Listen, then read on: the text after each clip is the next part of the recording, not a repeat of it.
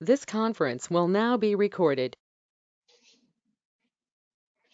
This is session 3 inside the family childcare home. These sessions are created to help folks who might be interested in opening a family childcare center within their home. It is vital to make sure that your home is safe for children. Safe means a space that can effectively provide learning opportunities and is free of any hazards that could harm the children in your care. This module, developed with help from South Carolina Child Care Resource and Referral, will highlight 10 things that family home providers should have and what parents should look for when deciding to leave their child in your care. In this session, we'll cover what should interested providers do to make their home a good space for a family child care center, what parents should look for inside of the home of a family child care center, and what are some of the aspects of a safe, nurturing, and educational family home childcare setting?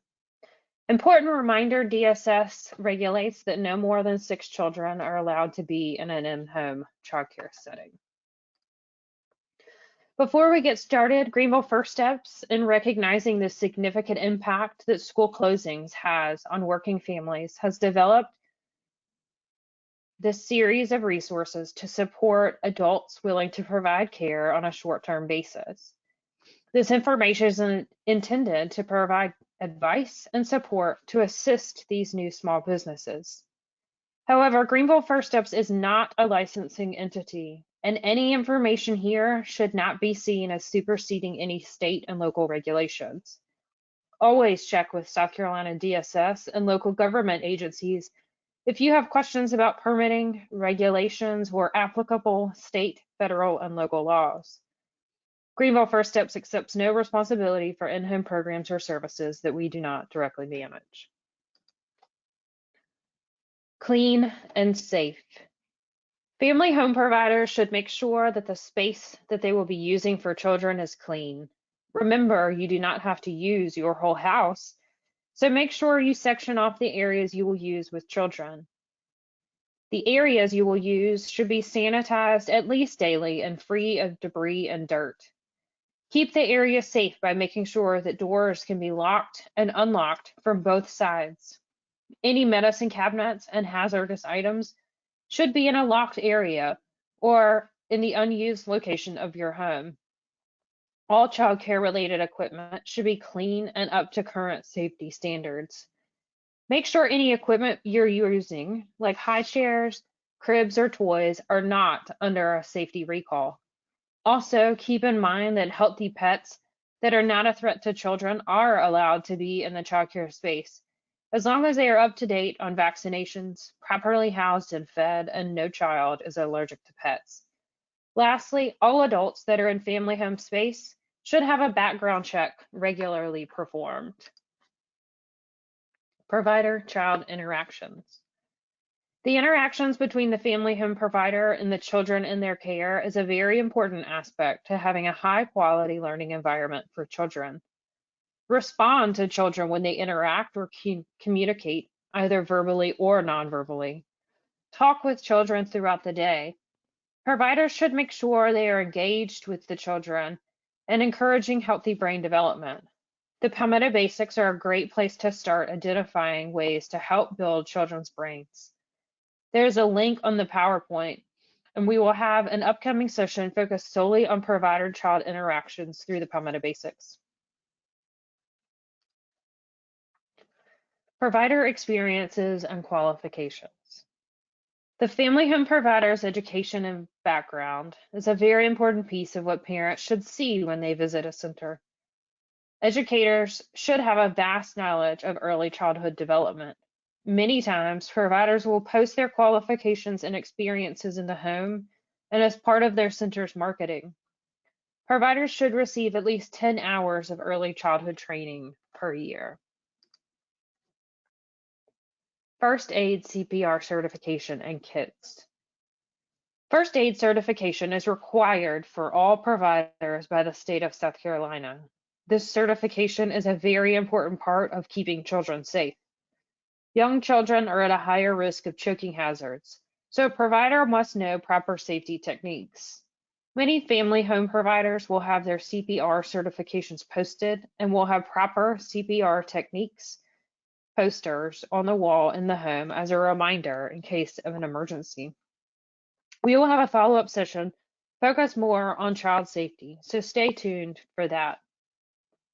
Young children have not fully developed their gross and fine motor skills. They're learning how to hold objects, how to walk, how to jump, and how to safely move throughout their environment. Providing opportunities for children to explore through movement and play is vital to child development. However, sometimes accidents happen. Providers should make sure a first aid kit is readily available at all times, both inside and outside of the home. These kits should include things like antibiotic ointment, Band-Aids, gauze, and antiseptic spray. Many companies make wall-mountable OSHA safety kits that are ready for childcare spaces. Emergency plan. There are many situations in a family home space that could cause a provider to have to think quickly. Severe weather, fires, and other emergencies are possible. Providers should develop a sound and well thought out emergency plan. The plan should be developed in the process of applying to have a licensed center. The emergency plan should be clearly posted in the childcare space. Parents should be told about the emergency plan, including a plan to contact parents and guardians should an emergency situation happen. The children should be told about the emergency plan as well. Providers should practice fire drills and other emergency plans with the children routinely. South Carolina Child Care Resource and Referral has a great emergency plan template. A link is provided on this slide. Schedule and daily routines. Young children thrive on routines. Children want to know what is expected of them and what they should expect for their day. Many behavioral issues with young children can be resolved simply by implementing a good daily schedule. Providers should set a daily schedule for each day of the week and post the schedule for parents and children to see. It is helpful for everyone to know when lunchtime, nap time, literacy time, and outdoor time happens throughout the day. An example of high quality daily routine schedule is on the slide. Notice that breakfast, center time, circle whole group activities, outdoor play, lunch, and naps are all scheduled and clear for children and families. Planned activities. Thinking along the lines of daily routines and schedules, providers should have thought out and planned activities for children. These activities should involve enrichments for child development, including reading books, learning colors and numbers, and learning good social emotional behaviors. Family home providers should share with children and families what they are working on during instructional time through the development of lesson plans. Providers should also know that each child is different and learning at a different pace. Providers should offer differentiated instruction for each child throughout the day. Creating centers for children's learning as best practice. Create centers for children that include dramatic play, blocks, art, literacy and reading, water sand play, and other manipulative areas. Create weekly and daily lesson plans so that you are prepared for each day's learning. Outdoor time should also be planned and included in activities daily as weather permits. An example of a lesson plan template is on the slide. Notice that there is opportunity for literacy, arts, health, social emotional, fine motor, and gross motor enriching activities throughout the day. Program policies and procedures in place. Each family home center should have their programmatic policies and procedures well defined and posted for parents to see. Providers should develop policies around discipline and social emotional development techniques. Family home providers should use positive reinforcement and praise as behavior modification and management of children. This helps children develop positive relationships with caring adults and learn to self-regulate any unwanted behaviors. Policies on the amount of physical activity and nutrition should also be posted. Parents should be able to see the provider's policy on paper on proper hand washing and diapering. Hand washing policies, protocol for providers and children should include washing hands before and after handling food, toileting or diapering, and handling garbage. Planned meals and menus. Proper nutritious meals are vital to healthy child physical growth, cognition, and brain development.